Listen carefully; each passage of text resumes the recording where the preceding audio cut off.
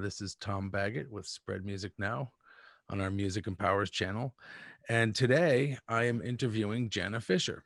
Um, Jana is an artist manager and digital marketing expert at Invasion Group. She's also a singer-songwriter and a Moth Story Slam winner. She's a winner. She's also on the Spread Music Now advisory board and seeks to use the combined powers of art, narrative, and activism to transform lives just as hers was transformed by her own music education. Um, so Jenna left New York in 2017 to open Invasion Group's Los Angeles office. But years before that, when she was a new transplant to the Big Apple, I had the pleasure of working side by side with Jenna when I was an artist manager at Invasion Group. It's wonderful to see you, Jana. How was LA today? It's wonderful to see you too, Tom. LA's great. I have not been outside yet, but we've had some pretty great weather, good weather to ride out a pandemic in. So I can't complain there. No smoke around, sunshine. I've got a little balcony, which is usually the most of the outside I see, but it's good. All that expected LA, overly pleasant weather. Yeah, exactly. Sometimes it's so pleasant you just want to just like give me a storm, shake it up. something to just, throw a little bit of reality into the mix. Well, speaking of reality, there's this pandemic, which is Yeah. going to be the backdrop for a lot of these interviews I do. But you've also been dealing with gripping heat waves and a lot of smoke from the LA County fires, as you just alluded to. So other than the business stuff, which we'll get into, how has your pandemic been in general? And what's it been living like in LA this spring and summer? Yeah. I think the pandemic is quite an exercise in patience and turning inward and finding the things in your own life that keep you going, even when the outside seems really bleak. So I think that for me, I have connected more with the, day-to-day things that bring me moments of joy, even if I don't know what the future holds. I still love to ride my bike. I love my cats. I love my partner. I have a great apartment. I love my neighborhood. Have gotten like more interested in local politics and things like that are more affecting my personal day-to-day life, rather than like getting caught up in the doom and gloom of everything else happening in the world. So I would say that the pandemic has had, a lot of ups and downs for me personally, as it has for a lot of people. But I think it has really taught me to be grateful for the things that I do have and figure out the things that I can control and feel ownership of in my own life, rather than being so stuck in all of the things that I'm worried about and are completely out of my control. Yeah, so it's funny, you moved to LA. It seems in uh fairly quick time you met somebody and got hitched, and congrats on that. Thank you. Yeah, we got engaged right before the pandemic hit on February 29th. So I've been celebrating an engagement from my apartment, basically, I and think then it's trying to plan a wedding in an unknown world. It's pretty interesting. now, do you think the pandemic would have been easier to deal with in New York or in LA? Obviously New York got hit really hard, really fast in the Yeah. beginning. Um, it's really interesting talking to my friends in New York who have been there for all of this year, because they are very clearly traumatized by the things that happened in New York City, early on. Multiple people have brought up to me the weeks in April where they heard sirens every night, and seeing trucks, refrigerated trucks outside of hospitals and things like that, where they're like much more, they feel more personally affected by it. Yeah, those were like dystopian, Yeah. apocalyptic scenes in New York for a little while there. Absolutely. Yeah, it's some crazy stuff. I'm I'm so happy to have been writing this out in Vermont myself. But so obviously, and I'm really glad that you have been dealing with this and taking it in stride, and that you seem pretty happy overall despite everything. But then there's the business part. Touring and live events, of course, Right. aren't happening. Yeah. And as an artist manager, your responsibility isn't entirely on touring, but touring has been a substantial part of any artist's income since the post Napster era, since at least Yeah, definitely. 2000. How has this impacted your business and your clients' careers, and Yeah. what have you and your team done to adapt to this? Yeah, I mean, it's a very drastic shift in lifestyle and in income for most artists that we work with. Most artists receive maybe like 80% of their income pre-pandemic was from touring. Oh, and you're talking about people who spent, most of the year on the road now having to be hunkered down in one space for a long time. Um, and beyond that, normally touring is the vehicle with which you promote new music and merch. So it's a loss of multiple avenues for income, but also ways that we used to market new music. So um, It's it's a been a really right. interesting and sorry. It's a 1-2 punch right there. Yeah, absolutely. But it's also pushed us to adapt and find new ways to connect with an artist's fans. It's changed the way that we think about music releases. I think now, rather than, we're putting out 2 songs and then releasing an album, we're trying to create as many impressions as possible with releases that we're putting out. So that might be like 4 or 5 singles and a remix and multiple videos, and then the album comes out to try to make as many impressions online as we can. And of course, everybody has been turning more to live streaming in this time, but we are also trying to figure out how do we keep live streaming exciting. It just like doesn't necessarily replicate the experience of being at a show. So um, we're trying to come up with ways to make a live stream event feel like an event, not just something that happens on Facebook every day. So yeah, been another interesting challenge is how do you continue presenting the same artist to the internet in ways that feel fresh and not oversaturated. Yeah, you've just alluded to a few different things.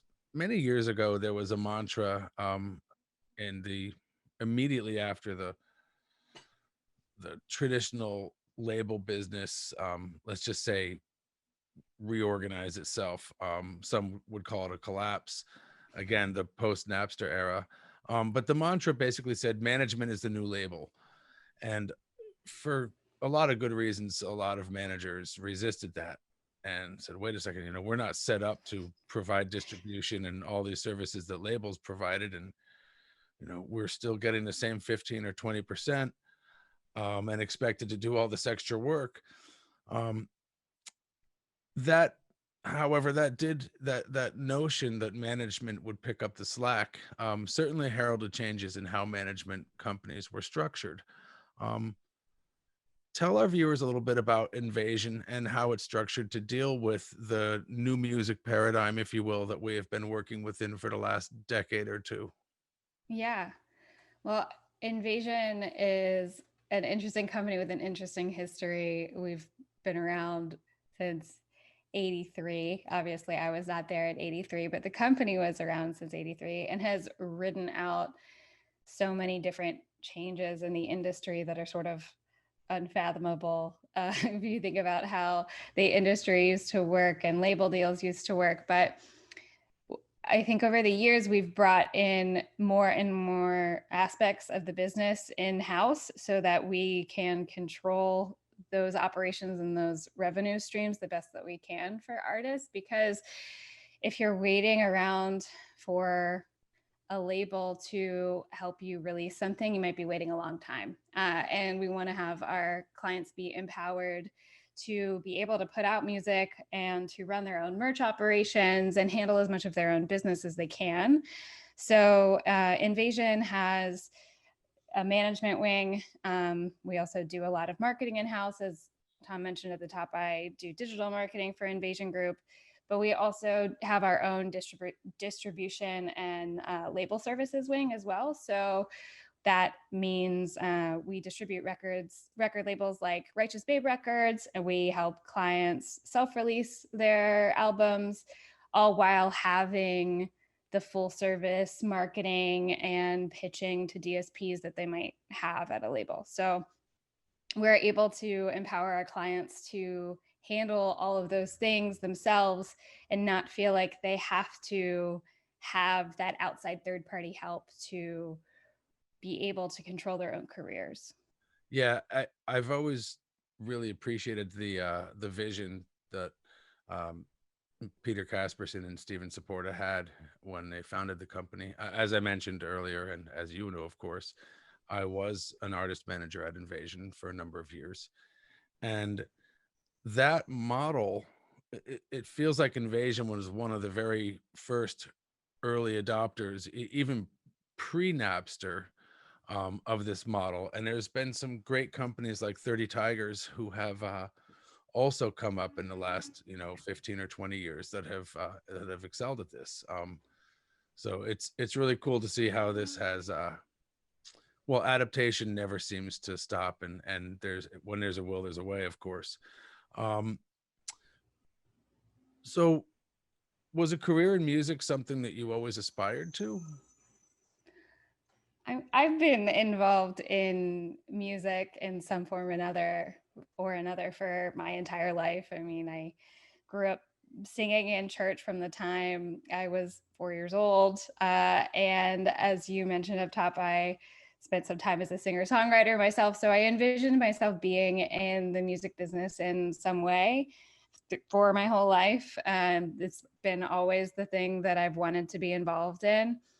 Uh, I did not picture myself being an artist manager though, because I had an idea of what an artist manager is, which is like, the desk pounder, the bully, the person you see in those in movies about the music industry from the 80s, when you like have that archetype of a manager who's that really like loud, brash, door pounder kind of person. And that's not my personality at all. So I didn't see there being a path in artist management for me because I didn't know of artist managers who were like me, who were in the business and were successful. But over time, I have found a way to create my own style of management, which I call myself more of a therapist manager. so, so I'm like doing all of the things to, help an artist with their career and build relationships and make all of the trains run on time, encourage them to explore their creativity. But I have an approach to it that is much more about being a confidant and a friend and helping people access their deepest inspiration and their courage rather than being the person who is screaming at them and then screaming at the band and screaming at everybody. That's just not my style. But I think that now that I found my own approach there, I feel like I attract clients who really appreciate that. Now, you have, in a lot of ways, I mean, I've known you for some time now. I don't even really know how to describe our professional relationship early on, because you weren't like my assistant or anything. Um, and yet you weren't a manager yet, and you provided services that I definitely took advantage of for my clients. And I always thought you did a great job. But I feel like I watched you um evolve and become very confident, and in the process create your own style as you just described it. Tell me a little bit about the beginning of your career. I mean, after getting to Yeah. New York, I think this would be really interesting for people who may not see themselves in that traditional um caricature of what an artist manager is, Yeah, especially totally, totally. women. Um, Yeah. Well, I went to college for digital arts. So I studied with a concentration in sound and sound recording. So it was sort of tangential to music, but not necessarily a music business related degree. But after I graduated, I got an internship with Invasion Group and moved to New York a week after I graduated. And like, just like, I'm throwing myself into the big city here. And I had some skills from college and from a web design course that I took in high school where I could do HTML and build websites. And that ended up being invaluable for the company as I was an intern. So they brought me on to do digital marketing and email marketing. And then in the beginning in 2009, I was, a digital marketing coordinator, and a large part of what I did was coding custom MySpace pages. If you remember, like MySpace pages used to have like custom designs that you had to build in HTML, CSS. And so I could do that. It was like very early days of artists using Facebook for marketing. And so MySpace is where it was at. So for a few years, I was really just involved in digital marketing, and that was my path into the industry, using that skill set to help artists get their message out. Um, and I was at Invasion for a few years when I brought an artist into the company. And, this was somebody that I was really excited about and felt like absolutely should be part of the company and be managed by the company. But I was picturing that somebody else at the company would manage her. um, because I just like didn't picture myself as being someone who could be in management, as I was explaining earlier. And Peter Casperson said, "She's great. We should manage her. And you should do it. You should be her manager." I was like, "What? Can you, me? You pictured me?" And so I started as her manager, and I managed her for 6 years. And from there, like, started to figure out my own style of management, making a lot of mistakes, trying a lot of things out, building up my confidence. And now I manage other clients, and that's, how I see myself and how I usually talk about what I do. I feel like management is first and foremost. And even the digital marketing stuff that I also specialize in, I see that from a management perspective rather than like, how many likes can we get on this post? It's much more holistic than that, because it's all in service of the artist's greater career, which I think is what a manager needs to bring to the table, that long-term vision of how do we make this career as good as it can be. yeah, that's fundamental, and I'm really glad you actually stated it that way. So yeah, your immersion in this, and then your own personal development in this, is it's inspiring. And it leads me to a question that I ask everybody in the interviews that I've done so far, and that is, what does music empowers mean to you? What do those two words, what does that phrase mean to you? I think fundamentally for me, music is a vehicle for us to know that we are not alone in this world. You can hear a song that perfectly expresses what you're feeling in a moment and know that someone somewhere out there in the universe has been through what you've been through or is feeling the way that you're feeling. And it's something that I think connects us on a deeper level than any other form of art or communication because it's so visceral. So to me, music empowers artists and listeners to communicate in a way that they can't communicate otherwise. And that's incredibly powerful. Yes, and it's amazing. Every time I ask that question, I get a different answer, uh, because I think it means something profoundly personal to everybody, but everybody has a very strong reaction to that phrase. Um, and your answer, um, it makes me wonder, where do you see the music business headed in the next year as we continue to struggle to find an effective response to COVID as a society, at least as a American, uniquely American society? And what do you think a post-COVID business will look like? I'm not going to lie, this is going to be a really tough time for the business the next couple of years. We're already seeing a lot of our beloved independent music venues closing. Yep. And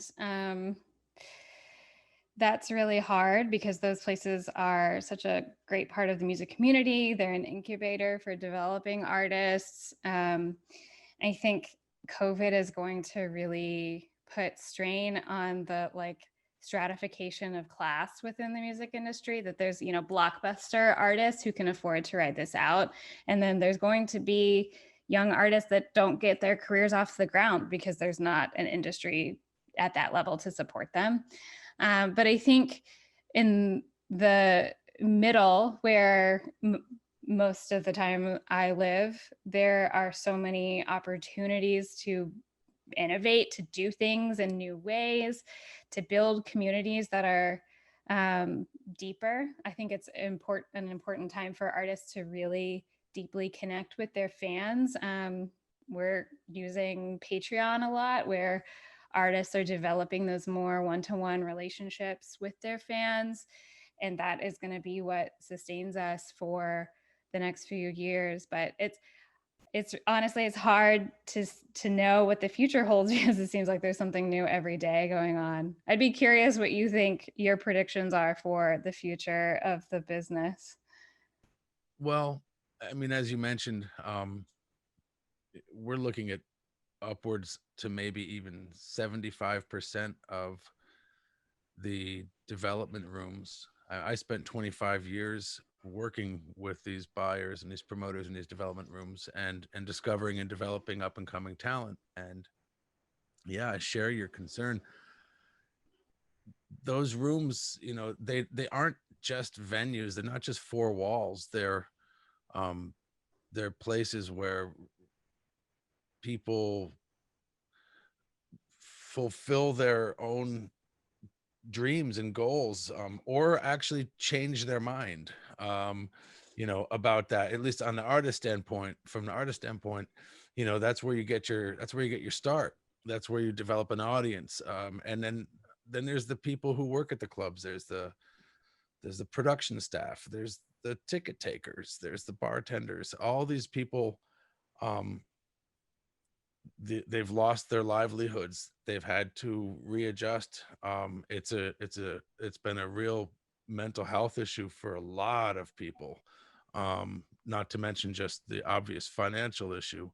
um and yeah, in terms of the artists themselves, a lot of the artists at the lower development and middling level of the business, they've figured out ways of adapting. They're doing other work. They're picking up side gigs. A lot of them are learning how to teach, and they're putting their music educations to good use. But I really don't know any more than anybody else what the future looks like, for the touring business, for the music industry as a whole. I I wish we could have found a more effective means of dealing with this. Yeah. Most other countries have. But Yeah. has this changed you? Oh, definitely. It definitely has changed me. I talked a little bit before about, finding the joy in the everyday and the small things. Um, in a strange way, I think that maybe I rely more on my own personal sense of hope than I used to, because I have to find that hope within myself because it's not outside, and the work that I do is even more important to me than it ever has been, because it feels like I am working with artists whose messages are so important and I believe in so much. And we have to fight every day to get those messages out into the world and into people's homes now that we don't have people on the road touring in front of new audiences. So I think that it's really invigorated my sense of purpose in a way, because I think that this is the work that I do really matters. When you were talking about independent venues, I was reminded of this book that I read a few months ago called A Song for a New Day. And it's a sci-fi book that was published in 2019 about a world in which live music is banned because of a virus, Oh my God. which I can't believe this book came out in 2019. But in this world, there is that like intense class stratification of music that I was talking about, and it's a little dystopian. But there's blockbuster artists who have deals with a huge corporation to do virtual reality concerts, and then there are underground artists who play illegal house shows, essentially, and the sense of community that the author describes being built at those house shows, at those like little underground spaces that are really nurtured by these house promoters, is just so beautiful. And as our independent venues close, I wonder if those house concert communities are going to find a resurgence, because people are hungry for that sense of community and that intimacy with artists that they get in those smaller spaces. So I'm hopeful that the music community will, come together in the future to find ways to support young artists and developing artists through those house communities and those like small independent fan communities to put on smaller shows, because that stuff it's just so important and so special to have that kind of deep connection in a small setting with an artist. Yeah. But that book was it was so cathartic to me to read it, because it felt like the only thing that at all reflected my reality that I was reading in fiction. Yeah, it sounds to me like a conspiracy. Someone had to have put this pandemic as a means of promoting this book. Yeah, I know, it's just too on the nose. Yeah, it's a little crazy actually. You mentioned something about the messages from some of your artists, and Rayzaragoza comes to mind. What are some of these messages that resonate with you and that you think are um, particularly important in this particular time we're living in? Yeah. Rayzaragoza is an ambassador with SpreadMusicNow, and she's also an incredible singer-songwriter that I've been working with for 2 years now. Time is such a wacky concept these days. Pretty fluid. But she recently put out a song called They Say, and it starts with this line: they say that folk music's for the elite, um, a $40 ticket and a $15 drink. And that, so she starts out talking about the the music industry and how inaccessible it is to so many people, and then goes into other power structures in America that we deal with. She talks about healthcare. Healthcare can't come cheap, but you'll be fine if you stay healthy. Is one thing she talks about. She talks about like there's references to the homeless crisis in Los Angeles in this song. And it really breaks down so many things that are happening now, of how much the elite can benefit from certain policies that our government enacts, and so many people are left behind by them. And that song has really taken on new resonance for me during this time, because it speaks so on the nose to so many things that we're dealing with. So that's been incredible, being able to work with her and put out her record during this time. Her record is coming out Yeah, it's on coming out October shortly. 23rd. Yeah. That's exciting. And I'm hoping to interview her at some point soon as well. Just creating and putting out a record. during a pandemic when the traditional means of doing this, just the in-person collaboration, even are difficult at best. Um, Hmm. but it sounds like you got your head together pretty well, Jana. I'm really happy to hear this. I mean, you're a friend, and that Thanks. it's important that my friends are healthy and well. Thank you. And you know, it's been it has been 2020 is one for the books, and it just keeps going. Definitely. How are But you keeping your head together? I'm trying my best to keep busy. I'm trying my best to feel useful. And I think that's a feeling that a lot of people have. It's like, how do I, especially people in entertainment or in the arts, I, you know, I got into this new chapter in my life a year and a half ago after a long career in the music business. And all I wanted to do was, I mean, the whole time I was in the music business, I just wanted to do good stuff for people and help.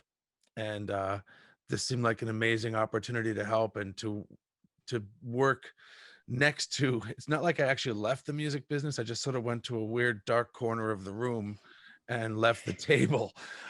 But all that I did over the last year before COVID was build a program, the Artist Ambassador program, that was utterly dependent on people's ability to get together in person.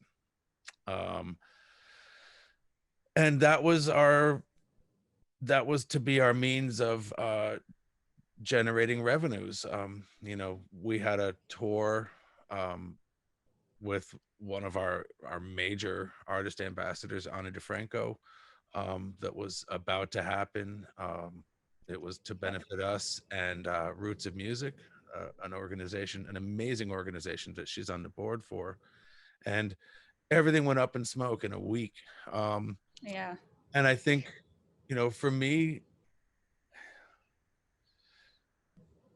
it's not even staying relevant. It's just wanting to be useful, wanting to help, wanting to do something. And for the first few months, I watched a lot of people sort of struggling to try to figure out what's our focus, what's our direction. I had a amazing program runner, Angie Durrell. She runs an incredible program called In Tempo. We provide funding for, and she said, Tom, I know you want to help frontline workers. I know you want to help people and, dealing with in emergency rooms. You want to help soup kitchens and food shelves. But right now is time to double down on your mission, because the way you can help those people is to give them the reassurance that music education is going to be there for their kids. These folks who have kids who are in these after school programs, getting a music education that may not be available to them in schools. Um, and keeping them off the streets after school. Like, that's what these frontline workers want to know, is that their kids are safe and that their kids' passions are still being supported. And she really, she basically slapped me around a little bit verbally and just said, don't panic, keep your head on straight. What you're doing is good and it's important. And it frankly has been months of reassuring myself of that and believing that, and trying to manifest it. This new YouTube channel is a big part of it. But you know i I feel really good about the future. I think this will go down as one giant um speed bump for a lot of things, and obviously much more than that for so many other people. um but what doesn't kill us makes us stronger, I guess. And I hope that we come out of this with much more wisdom and much more compassion and capacity for healing and helping others, um, and that we come together in 2021 and beyond. And what are your thoughts on the future?